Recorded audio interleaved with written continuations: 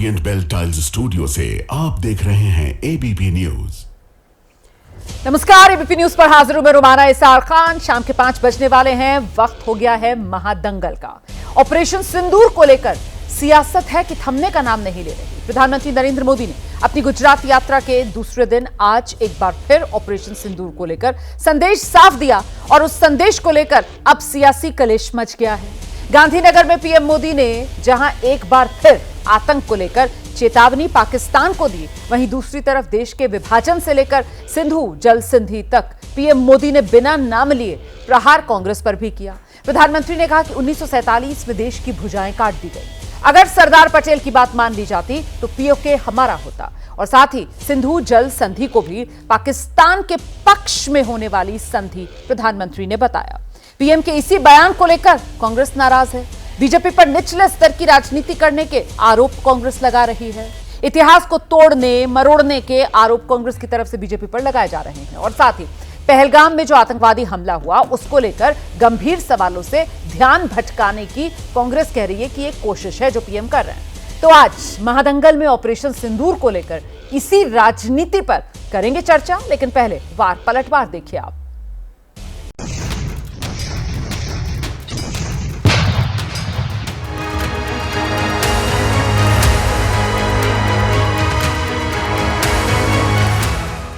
Nineteen 47 में जब मां भारती के टुकड़े हुए, कटनी चाहिए थी तो जंजीरें, लेकिन काट दी गई भुजाएं, देश के 3 टुकड़े कर दिए गए। और सरदार पटेल की इच्छा थी कि पीओके वापस नहीं आता है तब तक सेना रुकनी नहीं चाहिए, लेकिन सरदार साहब की बात मानी नहीं गई।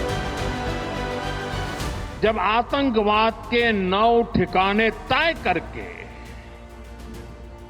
22 मिनट में साथियों उनको ध्वस्त कर दिया, और इस बार तो सब कैमरा के सामने की सारी व्यवस्था रखी थी ताकि हमारे घर में कोई सबूत न मांगे। अब हमें सबूत नहीं देना पड़ रहा है, वो तो फला दे रहा है। मैं नई पीढ़ी को कहना चाहता हूं, देश को कैसे बर्बाद किया गया है। जो इंडस वाटर ट्रीटी हुई है, अगर उसकी बारीकी में जाएंगे तो आप चौंक जाएंगे। जम्मू कश्मीर की अन्य नदियों पर डैम बने हैं, 60 साल तक ये गेट नहीं खोले गए। क्या मेरे देशवासियों को पानी पर अधिकार नहीं है क्या? भाजपा की जो बहुत निम्न स्तर की राजनीति, उसमें कहीं कोई रोक टोक नहीं, और अपना जो विभाजनकारी उनका एजेंडा है, उन्होंने आपदा में अवसर ढूंढा। आपने वो काम किया जो लश्कर तैयबा चाहता है, जो जैश चाहता है। कभी प्रेम चोपड़ा की तरह, कभी परेश रावल की तरह डायलॉग्स दे रहे हैं साहब जा जाकर। आतंकवाद की इस लड़ाई में हमारे साथ एक मुल्क का भी बयान नहीं आया। कहां गई हमारी विदेश नीति? धज्जी उड़ गई हमारी विदेश नीति की।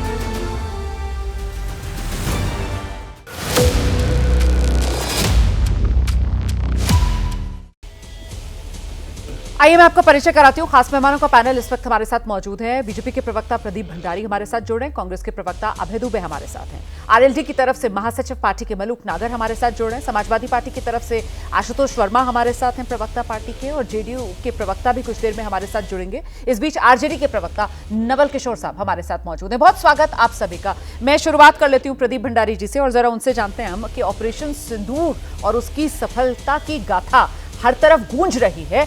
ऐसे में इतिहास के पन्ने पलटकर कांग्रेस पर प्रहार क्यों जरूरी हो जाता है? प्रदीप भंडारी जी। रोमाना जी, जब संजय राउत ये कहते हैं कि ऑपरेशन सिंदूर फेलियर है, मुझे लगता है राजनीति वो होती है, एक बड़ी फेमस लाइन है कि सच्चाई सूरज की तरह होती है, देर से ही सही उजागर हो जाती है।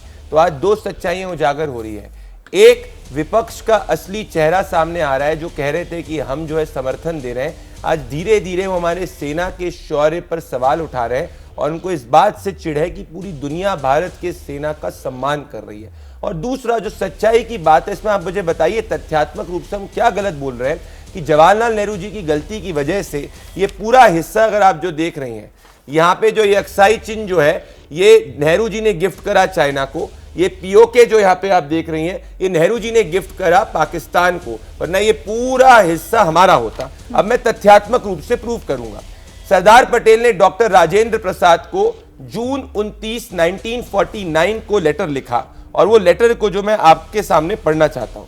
ये लेटर में एग्जैक्टली सरदार पटेल ये लिखते हैं कि अगर उनके बस में होता तो जम्मू कश्मीर की स्थिति ऐसी नहीं होती, और वो ये कहते हैं कि बारामूला से दोमल की तरफ उनको ट्रूप्स जो है जवाहरलाल नेहरू जी ने नहीं आगे भेजने दिए, जिसके कारण हमें नुकसान हुआ। अगर सुनिए मेरी बात, पटेल जी ने फिर अच्युत पतुरंदन को, जो socialist party of India forward के प्रेसिडेंट रह चुके हैं, उनको उन्होंने एक और पत्र लिखा था, जो बाद में राजमोहन गांधी की किताब में में 24 1987 को पब्लिश हुआ था, जिसमें सरदार पटेल ने कहा था अगर मेरे पे होते तो 6 महीने में मैं जम्मू कश्मीर की स्थिति को सॉल्व कर लेता। 10 सेकंड में अपनी बात कंप्लीट करूंगा। एनवी गडगिल जो कैबिनेट मिनिस्टर थे नेहरू जी की कैबिनेट में, वो लिखते नेहरू जी के बारे में कि नेहरू जी का कोई एंथुजियाज्म नहीं था जम्मू कश्मीर को भारत में पूरी तरीके से मिलाने में। I am afraid that Nehru is responsible for the prolongation of the problem through his willingness to compromise at every stage. Had Vallabhbhai been in charge, we would have settled it long ago. लब्बो लबाब ये आप कह रहे हैं कि सारी नेहरू की गलती, और ये इतिहास के तथ्य है। ठीक है, नेहरू की गलती है, इतिहास के तथ्य हैं, वही देश के सामने आज रखे जा रहे हैं। तो अभय दुबे जी, फिर कांग्रेस को दिक्कत क्यों हो रही है? रोमाना जी, भारतीय जनता पार्टी ही वो राजनीतिक दल है अवसरवाद से ग्रसित, जो सरदार पटेल के लिए भी ऐसी बेमनसी की आग में जलते थे, घृणा करते थे, किताब निकालते थे। ये एचवी शेषाद्री राष्ट्रीय स्वयंसेवक संघ के पूर्णकालिक हैं, और प्रधानमंत्री मोदी जी जब कार्यालय प्रमुख थे तब वो किताब बेची जाती थी, आज भी बेचते हैं ये लोग। The tragic story of partition, आज भी जो हेडक्वार्टर है आरएसएस का, 100 रुपए में आपको वो किताब मिलेगी। साहित्य साधना सदन है मुख्यालय में, उसका एक दफ्तर है, दफ्तर के पास ही किताब की दुकान है। ठीक है। ये कहती है कि बंटवारे का खलनायक पटेल, पूरी पटेल पर केंद्रित किताब, क्योंकि जब तक पटेल इनकी राजनीति के केंद्र में नहीं थे। आज अपने पाप छुपाना चाहती भारतीय जनता पार्टी। प्रधानमंत्री जी, पहलगाम के आतंकवादी कहां हैं? देश पूछ रहा है। घर में घुसकर 1.5 घंटे तक माना। विनय नरवाल जो सेना के अधिकारी थे, उनकी बहन कह रही थी 1.5 घंटे तक मेरा भाई जिंदा था। शर्मनाक लोग, देखिए क्या हरकत की। जून 2024 में पहलगाम से भी बड़ा हमला हुआ। रियासी में तीर्थयात्रियों की बस पर आतंकवादियों ने अंधाधुंध गोलियां चलाई। 50 यात्री थे, वो तो ड्राइवर को सिर में गोली लगी और बस खड्डे में चली गई, तो 9 लोगों की हत्या कर पाए, और 40 के सीने पर गोलियां लगी, 40 के, इससे दोगुनी संख्या। उसके 2 महीने बाद अक्टूबर में हमारे जो विदेश मंत्री है वो पाकिस्तान के शहबाज शरीफ के घर डिनर करने चले गए बेशर्मी के साथ, कहते हैं एससीओ का सम्मेलन है। उसके पहले प्रधानमंत्री जी केक काटने गए बगैर बुलाए। पठानकोट में आईएसआई को बुलाया, क्या हुआ? जांच रिपोर्ट बताओ तो सही। पहलगाम के हमले की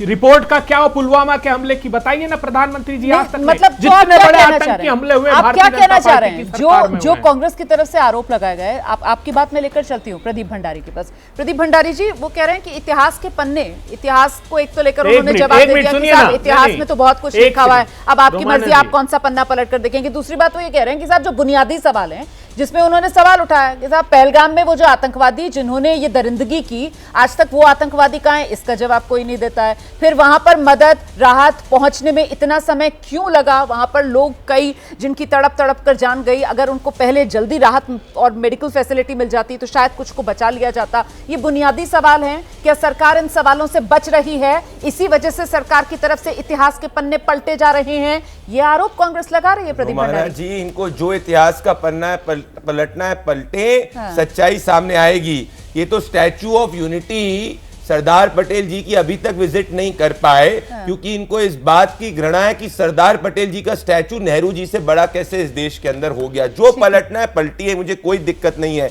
मैं एक और कोट करना चाहता हूं। सरदार पटेल ने एक लेटर लिखा था माउंटबैटन को मार्च 16, 1950 को, जिसमें उन्होंने कहा था कि माउंटबैटन और जवाहरलाल नेहरू जी ने जो ये लाइन एग्री करी थी, वो रिस्पॉन्सिबल है जम्मू कश्मीर के अंदर जो इस तरीके की बिगड़ते हालात में। और पॉइंट नंबर 2, भाई ऑपरेशन सिंदूर तो जारी है ना रोमाना जी। आपको और मुझे तो सेना पे विश्वास है, कांग्रेस पार्टी को नहीं है, क्योंकि ये सड़क का गुंडा कहते हैं सेना को। कर्नल सोफिया कुरैशी का पूरे परिवार को प्रधानमंत्री मोदी जी पर विश्वास है। 8 आतंकवादियों को पिछले दिन में मारा हुआ है, ये 4 भी मारे जाएंगे। और इन्होंने जो रईसी की आतंकी घटना की बात करी, जिस हेडक्वार्टर से वो प्लान की गई थी, हमारी सेना ने उस हेडक्वार्टर को नष्ट कर दिया। पिछले 25 सालों के आतंकवादी हमलों का हमने बदला लिया।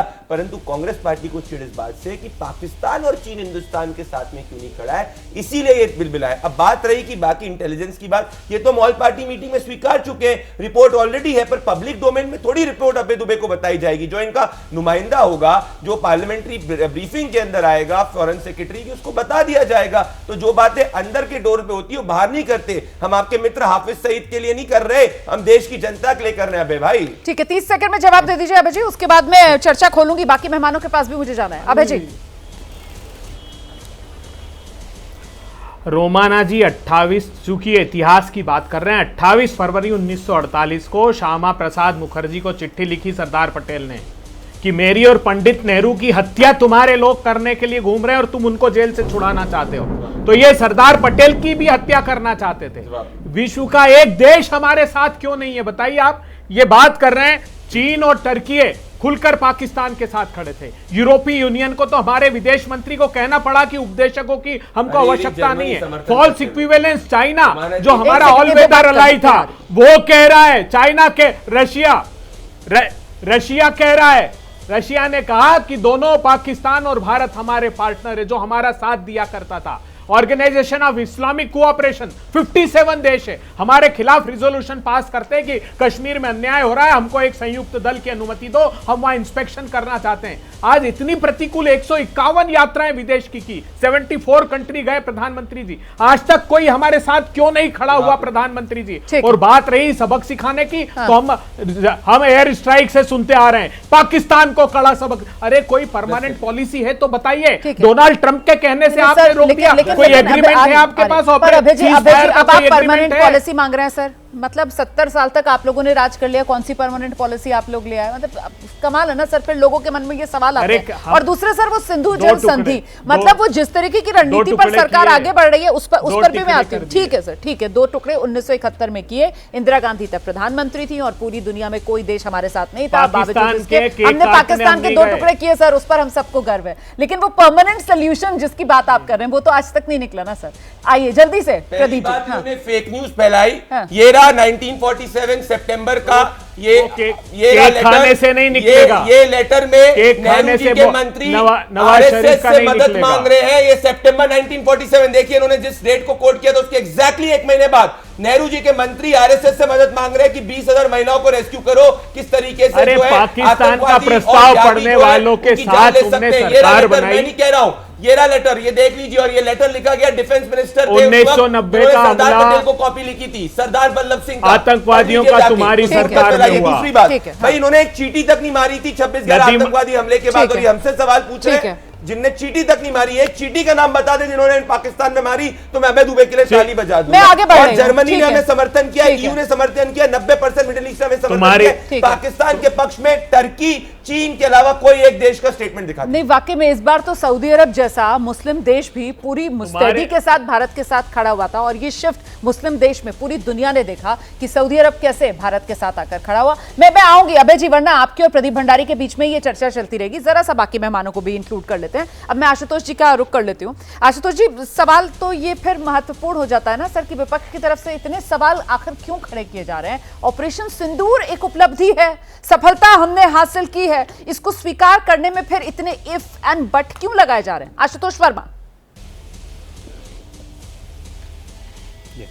धन्यवाद रोमाना जी। इस वक्तव्य को थोड़ा सही किया जाए। ऑपरेशन सिंदूर पे कोई सवाल नहीं उठा रहा है। ऑपरेशन सिंदूर भारतीय सेना का एक बड़ा शौर्य का काम था और इस पे गर्व करना चाहिए जी।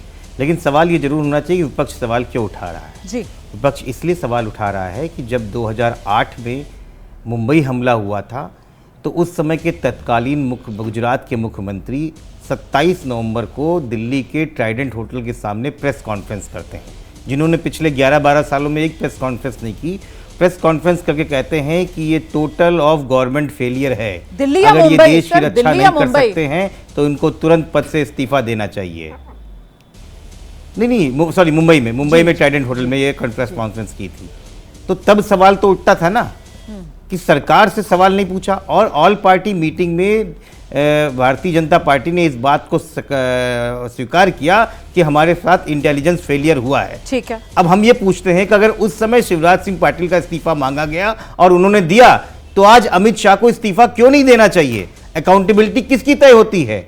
आज हमारे 26 लोग शहीद हो गए, हमको आज भी पता नहीं है वो आतंकवादी 200 किलोमीटर लाइन के अंदर कैसे आए। तो कोई तो अकाउंटेबिलिटी होगी, क्योंकि पुलवामा के बाद आज भी नहीं पता है आरडीएक्स कैसे आया, फिर पहलगाम हुआ है, और पहलगाम के बाद क्या हम किसी और की जिम्मेदारी तय करेंगे या फिर कोई और ऑपरेशन करेंगे? अगर जिम्मेदारी तय नहीं कर सकती तो विपक्ष सवाल करेगा, और विपक्ष को सवाल करना ही इस देश की हेल्दी डेमोक्रेसी का नियम है। और मुझे लगता है इस पे किसी को देशद्रोही होने के लिए या घबराने की जरूरत नहीं है। ठीक है, सरकार में विपक्ष अगर है, सरकार को जवाब देना चाहिए और इस्तीफा मांगना हमारा हक है। मुझे लगता है कि लालकृष्ण आडवाणी ने उस दिन 26/11 को राष्ट्रीय शर्मिंदगी दिवस घोषित किया था, लेकिन यहां तो किसी को शर्म ही नहीं आई है कि 26 लोगों को धर्म के नाम पे गोली लगा, माथे पे गोली मार दी गई, उसका कोई अकाउंटेबिलिटी नहीं है।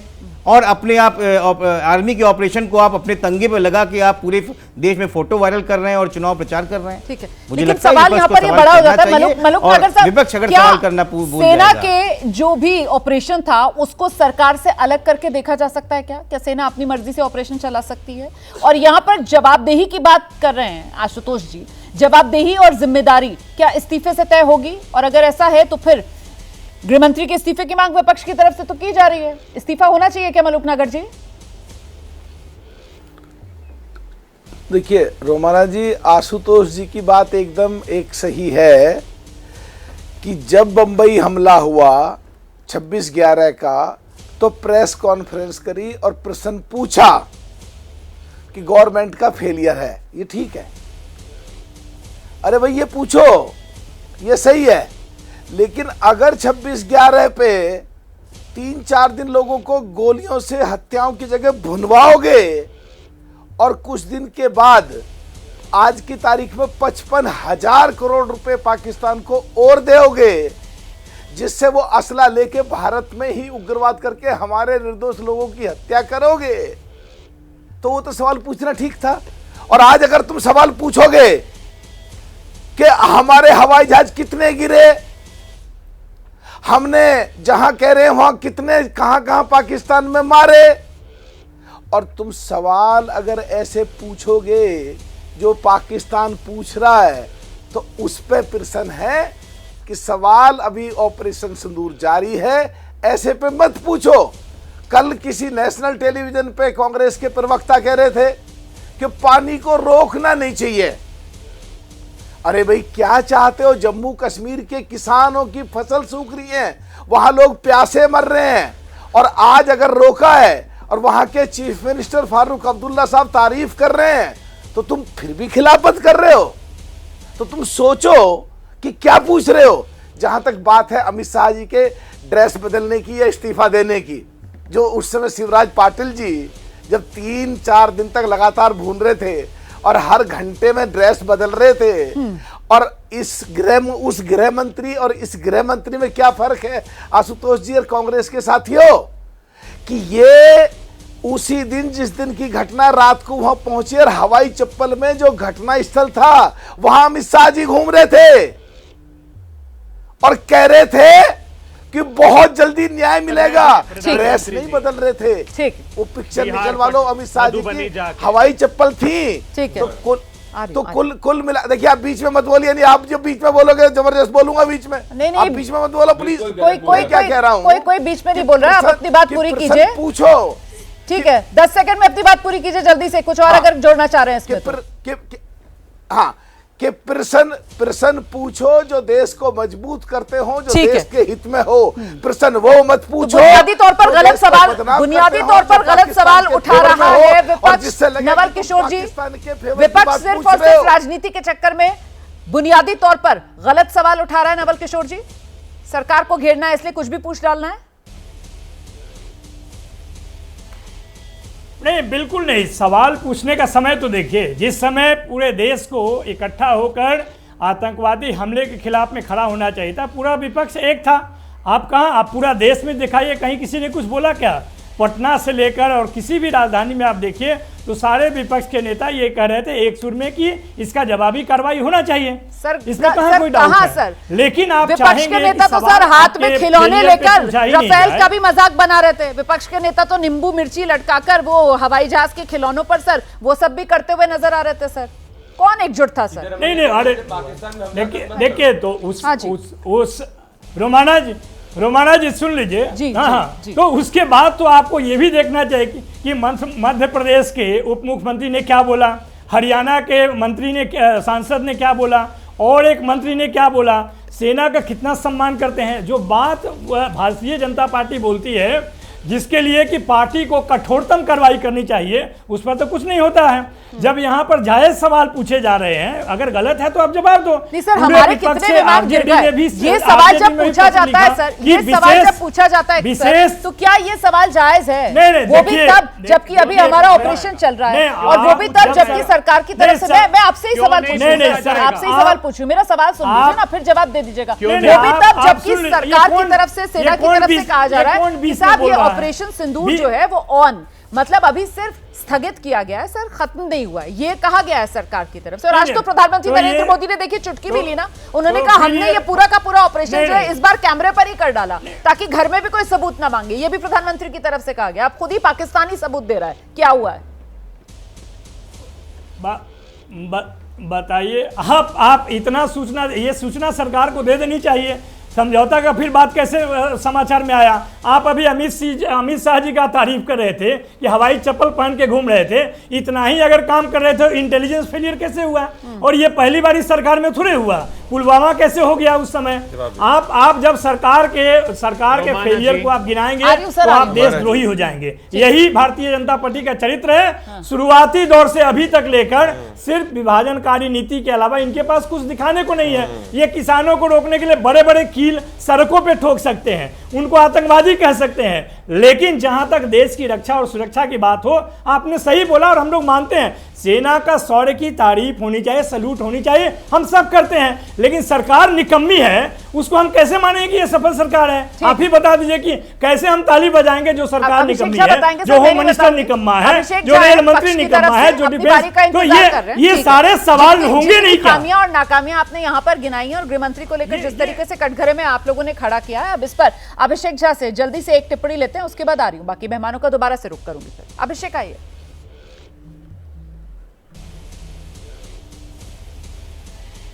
हम किस मुद्दे पर डिस्कशन करने बैठे हैं? हमें लगता है कि विपक्ष के लोग शायद इसकी इम्पोर्टेंस को समझ तक नहीं पाते हैं।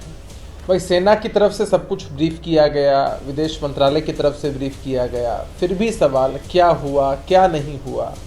पाकिस्तान की मीडिया में दो पहलू चले रोमाना जी। एक पहलू ये चला कि पाकिस्तान के कई ईमानदार पत्रकारों ने दिखाया कि उनकी इमारतें कहाँ ढहीं, कहाँ क्या नुकसान हुए। हमने देखा कि हाफिज सईद जैसे आतंकवादी को अपने परिजनों को खोना पड़ा, वहाँ सेना दिखाई पड़ी हमें। और एक जो उनका मीडिया का पहलू था वो बताने में लगा था कि भाई भारत में भी हमसे हमदर्दी रखने वाली पार्टियां हैं, जिनमें अधिकांश जो नाम लिए गए आपको भी मालूम होगा रोमाना जी किन के नाम लिए गए। कांग्रेस पार्टी और विपक्ष की जितनी पार्टियां उनका नाम लिया गया कि भाई ये हमसे हमदर्दी रखती हैं। भारत में ऐसा नहीं है कि एक ही पार्टी और एक ही गठबंधन का शासन है। तो ये भी हमारे लिए एक तरह से खतरे की घंटी है। हमें नहीं लगता है कि सत्ता पक्ष के किसी भी या एनडीए के किसी भी घटक दल ने इसको मुद्दा बनाया कि पाकिस्तान की मीडिया में किस तरह से चर्चा की गई कि कांग्रेस पार्टी उनकी हितैषी हो सकती है। ये भी एक बड़ा प्रश्नवाचक चिन्ह हो सकता था। ठीक है। लेकिन इसको मुद्दा नहीं बनाया गया क्योंकि हम ये मानते हैं कि देश जिस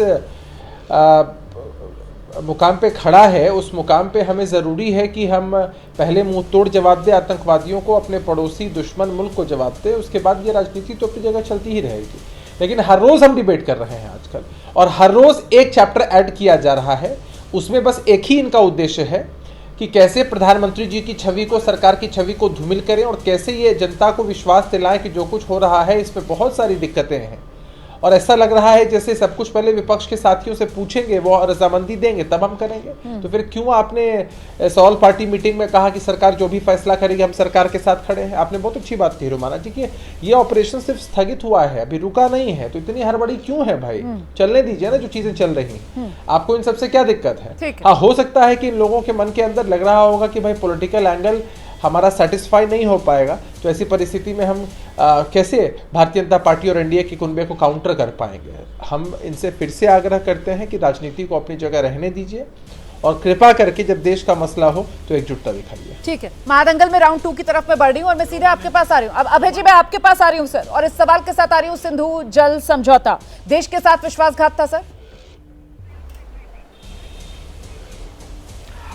रोमाना जी, एक बहुत महत्वपूर्ण सवाल का जवाब दिया जाना जरूरी है जी।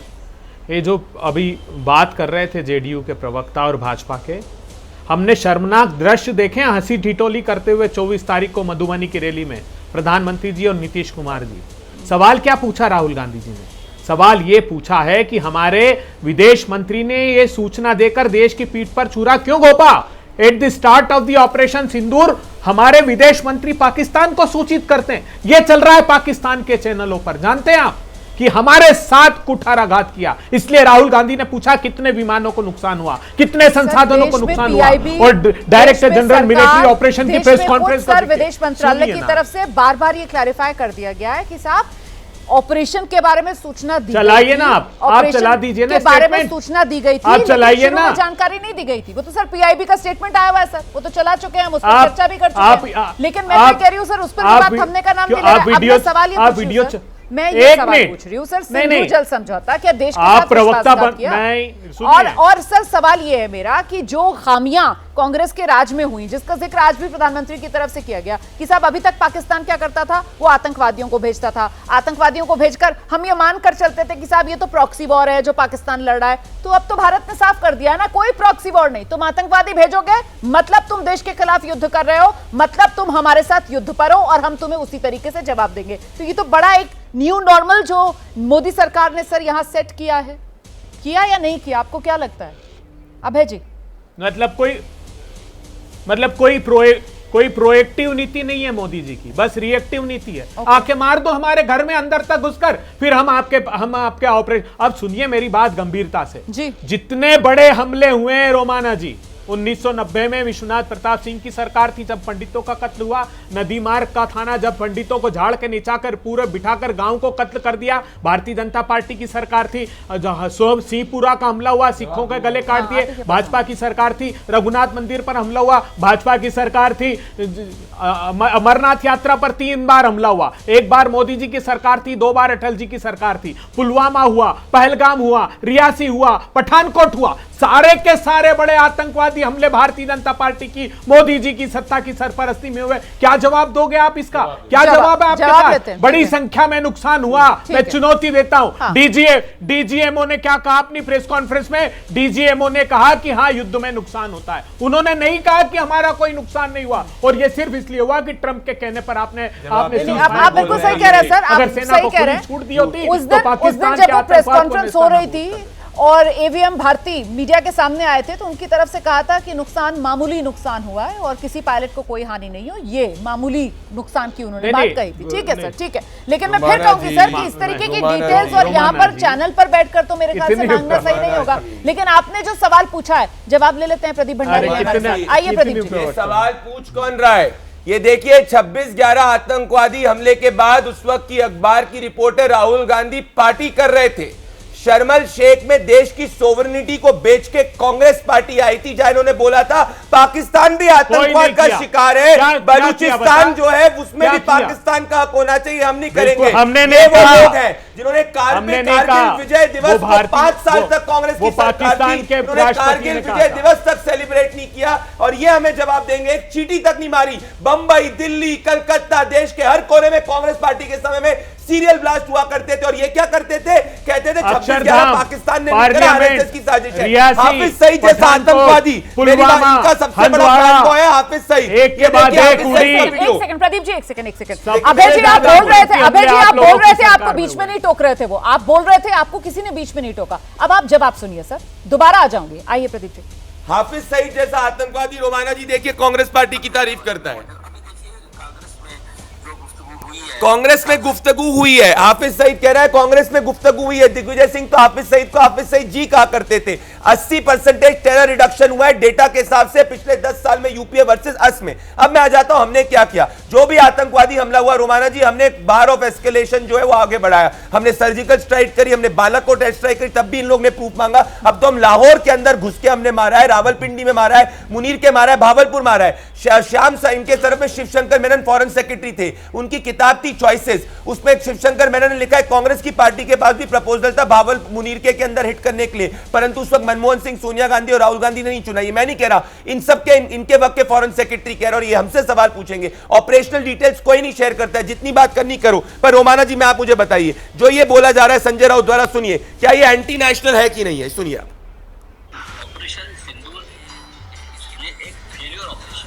ऑपरेशन सिंदूर एक फेलियर ऑपरेशन है, ये संजय राउत के वर्ड। मतलब जो सेना ने पाकिस्तान के अंदर घुस के मारा इनके हिसाब से फेलियर है। मुनीर के हेडक्वार्टर लश्कर तैयबा का फेलियर है। भावलपुर जैश ए मोहम्मद का हेडक्वार्टर लड़ा है वो फेलियर है। जैश ए मोहम्मद के मसूद अजहर के परिवार वाले मरे, फेलियर है। पाकिस्तान मिलिट्री एस्टेब्लिशमेंट मारी गई, फेलियर है। संजय राउत के हिसाब से ये है कांग्रेस पार्टी की नीति। कांग्रेस को चिढ़ इस बात से है कि देश एकजुट है, इनकी नीति फेल हो चुकी है। और जिनने देश का विभाजन किया वो बात करेंगे कम्युनल राजनीति की। नेहरू जी जिन्होंने देश का विभाजन करा। जवाब दे दीजिए जो उनकी तरफ से कहा गया था। उन्होंने आरोप लगाया कि साहब नीति जो है इस सरकार की वो कोई प्रोएक्टिव नीति नहीं है, बस रिएक्टिव नीति पर चलेंगे। मतलब गोली आएगी तो जवाब गोले से देंगे, ये अभी अभय जी की तरफ से कहा गया। इनकी नीति ये थी कि गोली आएगी तो हाथ फोर्सेस के बांध देंगे और शर्मल शेख में जाके देश की सोवरेनिटी बेच देंगे। क्या देश के बॉर्डर्स के ऊपर फोर्सेस नहीं है? क्या ऑपरेशन सिंदूर जारी नहीं है? परंतु पहली बार हमने न्यूक्लियर ब्लैकमेल पाकिस्तान का कॉल आउट किया रोमाना जी। पहली बार हमने कहा है कि भले वो न्यूक्लियर मुल्क होगा, हम घुस के मारेंगे। और प्रॉक्सी वॉर वर्ड को हटा के हमने कहा है पाकिस्तान जो भी करेगा स्टेट और नॉन स्टेट एक्टर के बीच में डिफरेंस नहीं होगा। पूरी दुनिया में आप चेक कर लीजिए,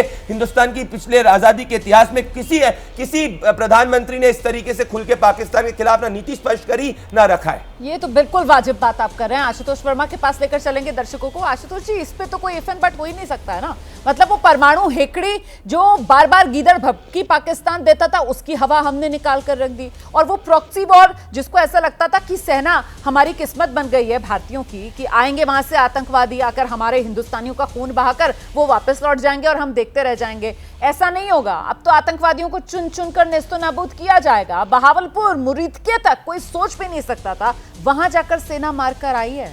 आशुतोष जी, ये नीति में तो बदलाव हो रहा है ना सर, कि अब कोई प्रॉक्सी वॉर नहीं, मतलब अब आतंकवादी घटना तो देश के खिलाफ युद्ध। अब सिर्फ एलओसी के पार एक्शन नहीं होगा, आईबी के पार भी जाएगी सेना और वहां जाकर भी कार्रवाई करेगी। ये खुली छूट सरकार की तरफ से सेना को। आशुतोष जी। रोमाना जी देखिए, दो चीज़ों के सवाल का जवाब देता हूँ। एक तो पहले जो विपक्ष क्या सवाल पूछ रहा है और बार बार आप पूछ रही हैं, देखिए दोहरा मापदंड नहीं हो सकता है कि जब भारतीय जनता पार्टी विपक्ष में थी तो भारतीय जनता पार्टी सही थी, आज सरकार में है तो आज सरकार में सही है। ऐसा तो हो नहीं सकता है, क्योंकि 26/11 अटैक के बाद ठीक 24 घंटे के अंदर अगर मोदी जी आके मुंबई में प्रेस कॉन्फ्रेंस करते हैं और सरकार पर सवाल उठाते हैं, लालकृष्ण आडवाणी सरकार उठाते हैं, राष्ट्रीय शर्मिंदगी का बात करते हैं और अमित वो क्या कहते हैं गृह मंत्री का इस्तीफा लेते हैं, तो अगर वो तब सही था तो आज विपक्ष का माल भी सही है। बिल्कुल बात सही है। अब बात करते हैं कि जो आपने कहा कि क्या नीतियां सर, वो हमला किस तरीके से शुरू हुआ था और मेरी बात नहीं रोमाना जी, मेरे बीच में नहीं रोमाना जी, बीच में नहीं नहीं, आप काउंटर बाद में कर लीजिएगा, मेरी बात आप तोड़ देंगे। आप मेरी बात को काट रही है ना रोमाना जी। नहीं, भाजपा के प्रवक्ता की बात आप काटती नहीं है। कपड़े बदले जा रहे थे सर, और तब देश के अंदर कितने बम फट रहे थे सर, कितने ऐसे मामले सामने आ रहे थे। मतलब वो तो एक निरंतरता सी हो गई थी ना, एक रूटीन सा हो गया था,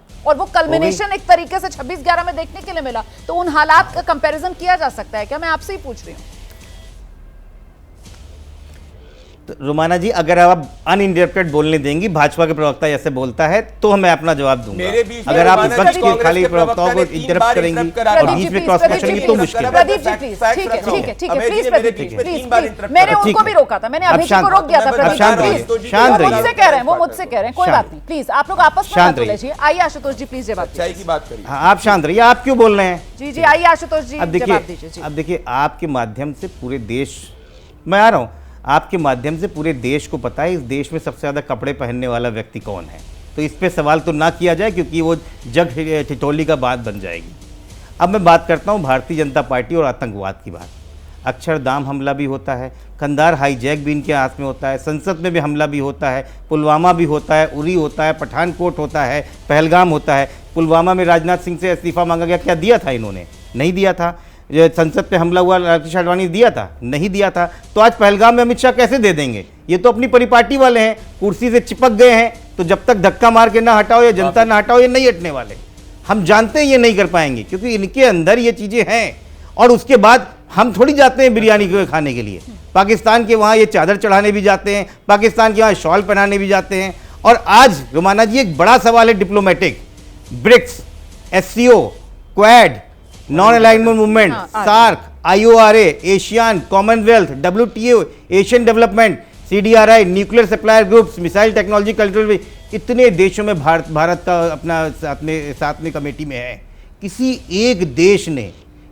एक देश ने पाकिस्तान का नाम नहीं लिया। आतंकवाद के खिलाफ सब है, ये सब बोलते रहे, किसी एक देश ने नहीं कहा कि ये गलत है। और मुझे लगता है ये डिप्लोमेटिक फेलियर है। मुझे लगता है ये डिप्लोमेटिक फेलियर है। भारतीय जनता पार्टी को इसको मानना चाहिए और तुरंत का तुरंत अपने विदेश मंत्री और गृह मंत्री से इस्तीफा लेके देश को दिखाना चाहिए कि हम जवाबदेही को तैयार हैं। फेल हो गई सरकार, वो कह रहे हैं कोई देश दुनिया का साथ में नहीं आ रहा। रोमाना जी, मैं इनको ओपन चैलेंज कर रहा हूं। इनके समय 26/11 आतंकवादी हमले के बाद में 90% ज्यादा मिडिल ईस्ट के लोगों ने पाकिस्तान के पक्ष में समर्थन दिया था। आज पूरा मिडिल ईस्ट हमारे साथ में है। आज हमने घर के अंदर घुस के मारा है, एक नेशन जो है पाकिस्तान का समर्थन नहीं कर रहा है। 60 साल तक हम विपक्ष में थे। रोमाना जी एक बार बता दीजिए, ये देखिए उचके ये उचना का शुरू, बैठ के चिल्लाने से कोई मतलब नहीं है। तब इनको चुप कराइए। चिल्लाना होता तो भारतीय जनता पार्टी के प्रवक्ता डेलीगेशन में भेज दिए गए होते। जो आर्मी को रेपिस्ट कहते हैं, भारतीय जनता पार्टी के प्रवक्ता डेलीगेशन में भेज दिए। चिल्लाने से नहीं चलता है। 60 साल रोमाना जी, मैं तो नहीं बोलने दूंगा विपक्ष किसी प्रवक्ता को कि उचकना शुरू हो गया मेरे बीच। कोई सच नहीं है, ये खाली ढोल बजाना है और कुछ नहीं है। रोमाना जी एक बार आप बता ढोल बजाना बंद कीजिए, सच्चाई पे आइए। अगर इतना ही अच्छे आपके प्रवक्ता बोल पाते तो डेलीगेशन में ये लोग जा रहे होते। तब तो आपको असदुद्दीन ओवैसी और शशि कपूर चाहिए थे, राजीव राय चाहिए थे।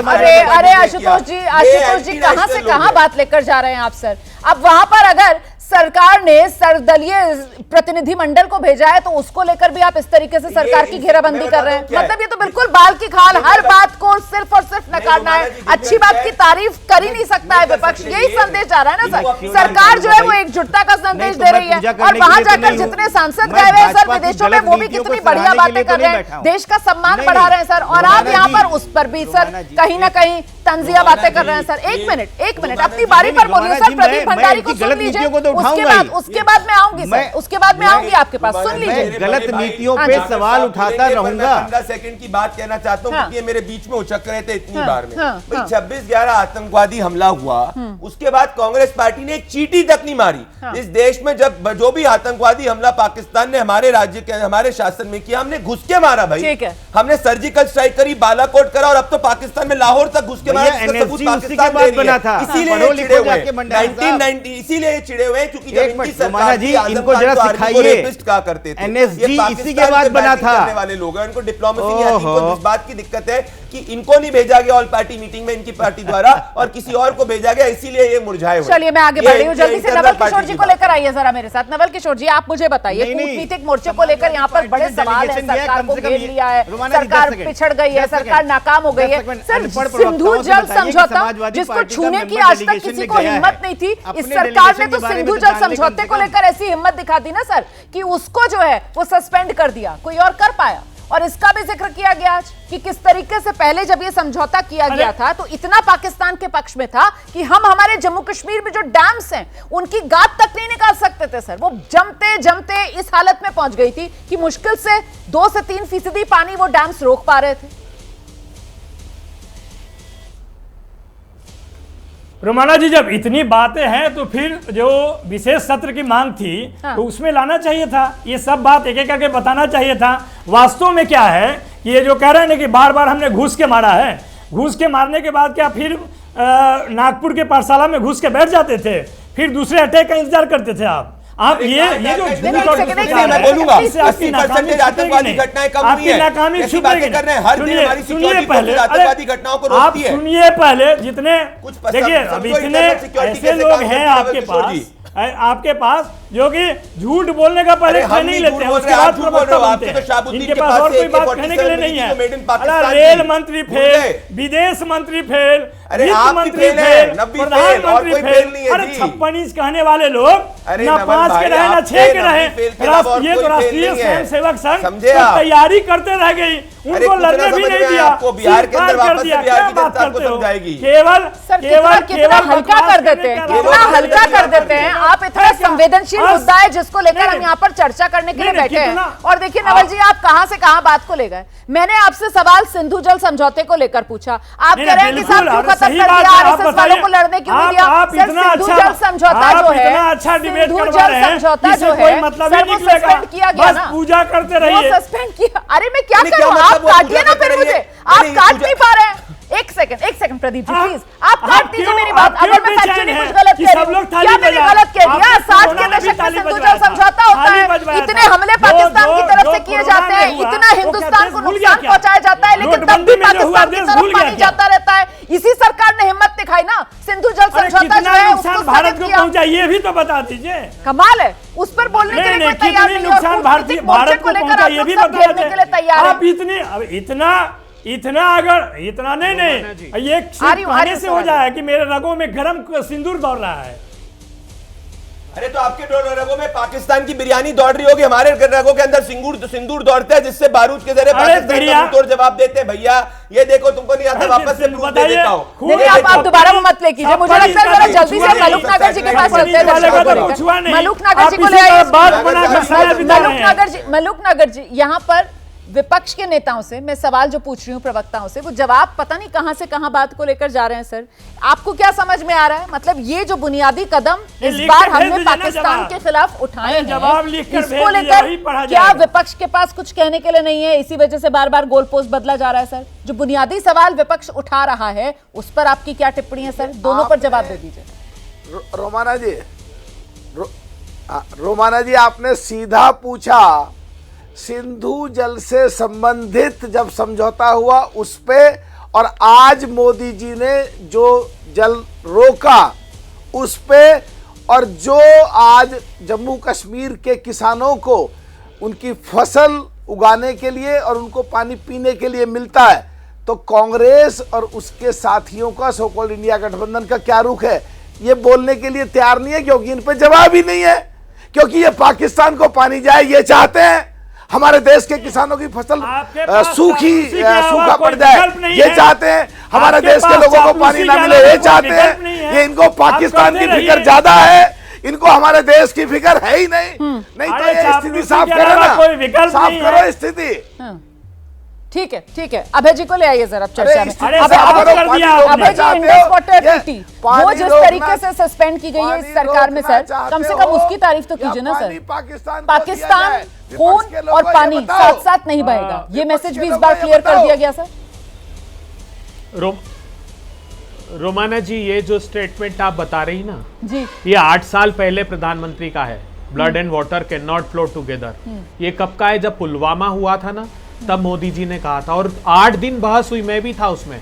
पाकिस्तान को प्यासा मार देंगे मोदी जी। उस ट्रीटी के क्लॉज में कहीं आप मुझे बता दीजिए अस्थायी स्थगित का कोई प्रावधान है क्या? अरे कोरोना टर्मिनेट है तो रास्ता क्यों छोड़ते हो? आज कह रहा हूं मैं, पाकिस्तान से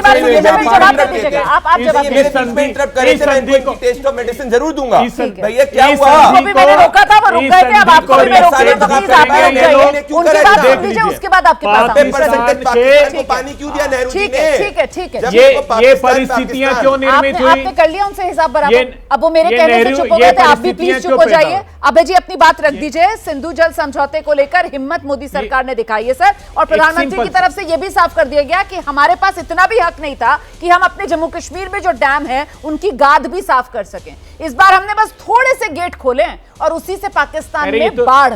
अब अगर सोचिए आप किस तरीके की मार भारत की तरफ से पाकिस्तान को पड़ सकती है सर, और आप लोग कह रहे हैं कि कुछ किया ही नहीं है सरकार ने। आपसे जानना चाहता हूं सर, मैं बता दीजिए जी। 11 साल से डरी हुई होगी मोदी सरकार, इसलिए नहीं गाद साफ कर रही होगी।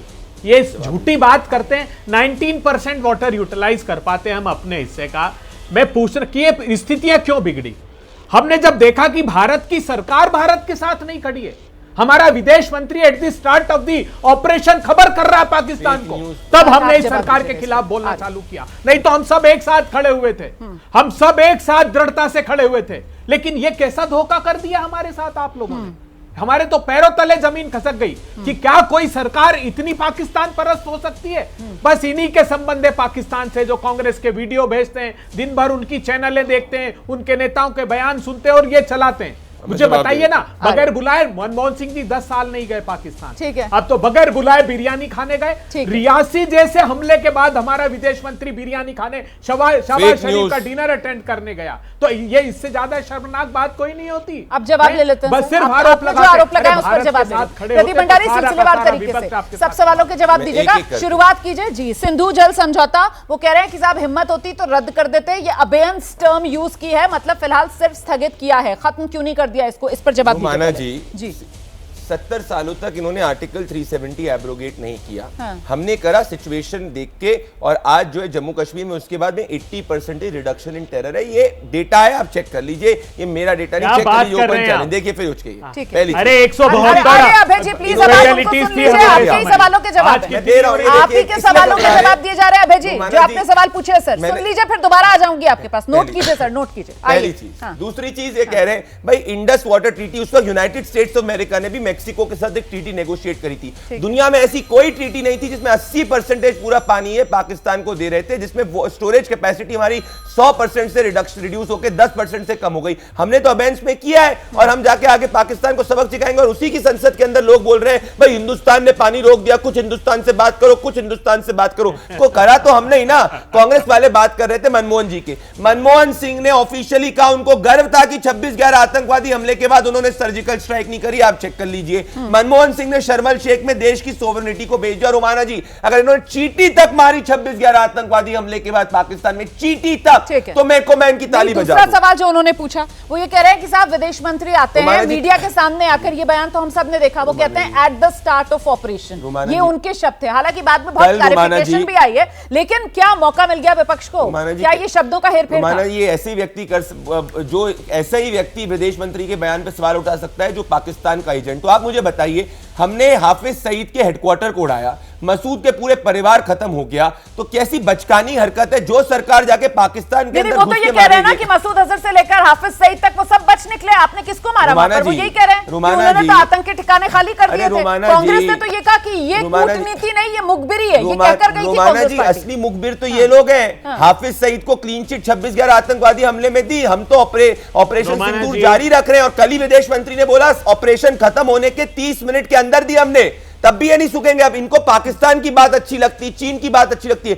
मुखबरी वो होती है जब हिंदुस्तान डोकलाम के अंदर चीन के सैनिकों को मुंहतोड़ जवाब दे रहा था, राहुल गांधी चोरी चोरी चुपके चुपके चीनी एम्बेसडर के साथ गुफ्तगू कर रहे थे, ये मुखबरी होती है। एमओयू साइन करना पाकिस्तान के साथ मुखबरी होती है, पीओके पाकिस्तान को देना मुखबरी होती है, अक्साई चीन चाइना को देना मुखबरी होती है, ये असली मुखबरी होती है। ठीक है, आइए अभय जी जवाब दीजिए। ये वो सरकार है जो सर्जिकल स्ट्राइक से जवाब देती है, ये वो सरकार है जो घर में घुसकर मारती है, सिर्फ एलओसी के पार नहीं जाती है सर, इंटरनेशनल बॉर्डर आईबी पार जाकर मुरिद के बहावलपुर, पाकिस्तान का दिल पंजाब, वहां पर आतंकवाद के अड्डों को खत्म कर कर आती है। सुना आपने बीजेपी को? सिर्फ प्रचार करती है, सेना को खुले हाथ छूट नहीं देती है। जो कह रहे थे ना, अब नोट करिए, इनको कहिएगा नोट करें। 6 सर्जिकल स्ट्राइक कांग्रेस पार्टी के समय करी, लेकिन हमने शहीदों के नाम पर मोदी जी जैसे वोट नहीं मांगे। ड्यूरिंग मनमोहन सिंह गवर्नमेंट, जो 19 जून 19 2008 भट्टल सेक्टर में जम्मू कश्मीर पूंछ, 1 अगस्त 3 सितंबर 1 2011 शारदा सेक्टर अक्रॉस नीलम वेरी रिवर, ये 6 सर्जिकल स्ट्राइक डिटेल हमने दी इनको। 6 जनवरी 2013 को सबसे बड़ा सवाल तो 26/11 को लेकर है ना। आप कह रहे हैं कि 6 सर्जिकल स्ट्राइक हुई डॉक्टर मनमोहन सिंह के कार्यकाल में, 6 सर्जिकल स्ट्राइक हुए। एक सेकंड प्रदीप भंडारी, लेकिन सर सबसे बड़ा सवाल तो ये कि 26/11 जब हिंदुस्तान के मान मुंबई पर इतना बड़ा घाव आतंकवादियों की तरफ से दिया गया था और इतना देश में गुस्सा था, आक्रोश था और पूरी दुनिया हमारे साथ थी क्योंकि विदेशी नागरिक भी मुंबई में मारे गए थे, बावजूद इसके पाकिस्तान को जो सबक सिखाया जाना चाहिए था, हमने वो कदम उस वक्त नहीं उठाया। इसको लेकर आपसे लगातार बीजेपी सवाल पूछती है और वो सवाल अभी भी बना हुआ है। हाँ, कसाब को हमने जरूर फांसी के फंदे तक पहुंचाया। उसको भी ये लोग हिंदू आतंकवादी कह रहे थे। ठीक है, ठीक है, ठीक है, आइए आइए अबे जी आइए। उसके बाद की 6 सर्जिकल स्ट्राइक, उसके बाद की 6 सर्जिकल स्ट्राइक की बात की है। हाँ। ना हाफिज सईद आया, ना जकीउर रहमान लखवी आया, ना पुलवामा के आतंकवादी आए, ना पहलगाम के आए, ना पठानकोट के आए। ये सब झूठ बोलते हैं। भारतीय जनता पार्टी के लोग जितना झूठ बोलते हैं, ये सेना के अधिकारियों ने बोला। अरे आप बताओ, झूठ बोलते हो आप। सिर्फ सेना के और शवों जो शहीद हुए जवान, उन पर राजनीतिक दल है भारतीय जनता पार्टी, जिसमें ये साफ किया गया। अरे कराओ ना, अभी डीजीएमओ से कराओ प्रेस अभय जी आप सोर्स बता दीजिए ना सर, क्योंकि वो आर्मी का हवाला देकर 2016 का बता रहे हैं कि आरटीआई में ये जवाब दिया गया। सितंबर 2016 में आर्मी ने कहा है कि सितंबर 2016 के पहले एक भी सर्जिकल स्ट्राइक नहीं हुई है। रणदीप सुरजेवाला का बयान फर्जी कोट कर रहे हैं। ठीक है, बता दीजिए अभय जी, क्या आप रणदीप सुरजेवाला जी का बयान कोट कर रहे थे या कोई और सोर्स है आपके पास? क्या आप रणदीप सुरजेवाला का बयान कोट करके ये बात कह रहे थे सर, या कोई और सोर्स है? जी जी, आइए आइए। रणदीप सुरजेवाला जी ने तो इस पर कभी बात ही नहीं की। उसके बाद हम लोगों ने की, जब सेना के पूर्व अधिकारियों ने झूठ बोल इंटरव्यू में ये बात कहना चालू की। अब इनके जैसे पाकिस्तान के नेताओं के तलवे नहीं छाटते। बोलिए ना, आए सेना के आज चुनौती देता हूं। अभिषेक झा का रुख करिए, अभिषेक झा का रुख करिए। अभिषेक झा हमारे साथ मौजूद हैं। सेना अध्यक्ष अभिषेक झा यहाँ पर बीजेपी और कांग्रेस की आप हालत देख रहे हैं, दोनों पार्टियों की। हालांकि आप बीजेपी के साथ ही हैं, जेडीयू में आप हैं, एनडीए के साथ गठबंधन में हैं, लेकिन मतलब ये तो राजनीति का चरित्र हो गया ना। अभी क्योंकि बीजेपी सत्ता में है तो फिर कांग्रेस और बाकी विपक्षी दल सबूत आप लोगों से मांग रहे हैं जो सत्ता में है, और जिस समय कांग्रेस सत्ता में थी उसके सबूत देखिए आज बैठकर मांगे जाते हैं उन लोगों की तरफ से जो सत्ता में है, जिसमें आप भी हैं। तो ये सबूत मांगने की मतलब ये तो परिपाटी है, तो परंपरा है। जो सत्ता में होता है उससे सबूत मांगे जाते हैं क्या अभिषेक झा? इस देश में सबसे बड़ा इंटेलिजेंस फेलियर, सिक्योरिटी फेलियर किसको मानते हैं आप? आपको याद होगा रुमाना जी, हमारे देश की तत्कालीन प्रधानमंत्री इंदिरा गांधी जी की हत्या उनके घर के अंदर हो जाती है। पहलगाम राजीव गांधी जी की हत्या हो जाती है। क्या वो इंटेलिजेंस फेलियर नहीं था? सबसे बड़ा मानते हैं। और ये कारगिल में घुस गई। अगर आप सवाल पूछने की बात करते हैं, अगर आप सवाल पूछने की बात करते हैं, तो पुलवामा का सबसे बड़ा सिक्योरिटी फेलियर शासन काल में जब तत्कालीन प्रधानमंत्री 300 किलो आरडीएक्स आ जाता है। एक काम करिए, इनसे ही बुलवाइए, फिर क्यों बुलवा रहे दूसरे को? हाँ जी, आइए अभिषेक जी। इस तरह से अगर आप डिबेट कराएंगे तब तो हो गया ना। 300 किलो आरडीएक्स आ गया पुलवामा में। चला गया आपका पॉइंट अभय जी, चला गया आपका पॉइंट, चला गया 300 किलो आरडीएक्स वाला पॉइंट चला गया पुलवामा में। अब अभिषेक जी को सुन लीजिए प्लीज, अभिषेक जी को ले स्क्रीन पर आइए। अभिषेक जी, आपको ऐसे डिबेट कराना है। अभिषेक जी आइए प्लीज, अपनी बात रखिए। इनका फेडर डाउन करिए, इनका ऑडियो डाउन करिए, इनका ऑडियो डाउन करिए इनका। तो ये सारे इंटेलिजेंस फेलियर पर मुझे नहीं लगता है कि तत्कालीन विपक्ष ने इस तरह से सवाल उठाए होंगे जिस तरह से लगातार ये लोग नकारात्मक राजनीति कर रहे हैं। इंटेलिजेंस फेलियर हुआ है, सुरक्षा में चूक है। हम जवाबदेही से पीछे हटने की बात नहीं करते हैं रुमाना जी, लेकिन देश के सामने ये चुनौती थी कैसे हम माकूल जवाब आतंकियों को दें, कैसे हम माकूल जवाब पाकिस्तान को दें। तो एक समस्या से तो सामने से हम लड़ रहे हैं, परोक्ष रूप से ये भी हमको तब से एक समस्या में डालने का प्रयास कर रहे हैं। नहीं सर, मेरा ये सवाल ही नहीं था। मेरा सवाल तो ये था कि ये शौर्य पर आर पार, ये शौर्य पर आर पार और सबूतों को लेकर सवाल, तो ये तो फिर राजनीति का चरित्र है ना। जो विपक्ष में होगा वो सत्ता पक्ष से पूछेगा, क्योंकि यहाँ तो पहले सर्जिकल स्ट्राइक हुआ या नहीं हुआ, इसी के सबूतों को लेकर अभी कांग्रेस और बीजेपी में छिड़ा हुआ था मामला आर पार का। मतलब वही पक्ष विपक्ष का मामला था। जो विपक्ष में होता है वो सवाल पूछता है और वो सवाल खड़े करता है कि साहब सबूत दिखाओ, आपने किया या नहीं किया, और फिर वो दूसरे को बेनकाब कर रहा होता है। तो मतलब ये राजनीति का खेल है। पॉइंट यहां पर सब स्कोर करना चाहते हैं, चाहे आप पक्ष में हो या विपक्ष में हो। अभिषेक झा, रुमाना जी आपने जो भी बातें कही मैं उसको नकार नहीं रहा हूं, लेकिन एक बात बताइए कि जो भी चीजें हुई, जो घटनाक्रम हुए, जिस तरह के तथ्य हैं, सबूत हैं, इनको कौन ब्रीफ करेगा? इनको विदेश मंत्रालय के अधिकारी ब्रीफ करते हैं, इनको सेना के लोग ब्रीफ करते हैं। अब ये चाहते हैं कि मोदी जी आकर ब्रीफ करें, वे पॉलिटिकल नैरेटिव थोड़ी सेट किया जा रहा है। विशेष सत्र की मांग कर रहे हैं कि संसद का विशेष सत्र बुलाया जाए। अभिषेक झा, विशेष सत्र की मांग कर रहा है विपक्ष।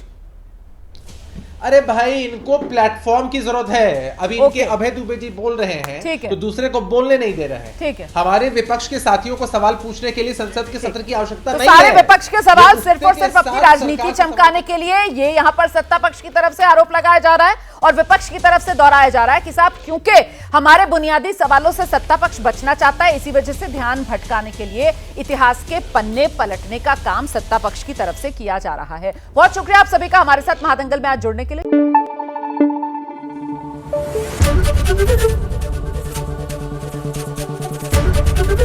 एबीपी न्यूज आपको रखे आगे।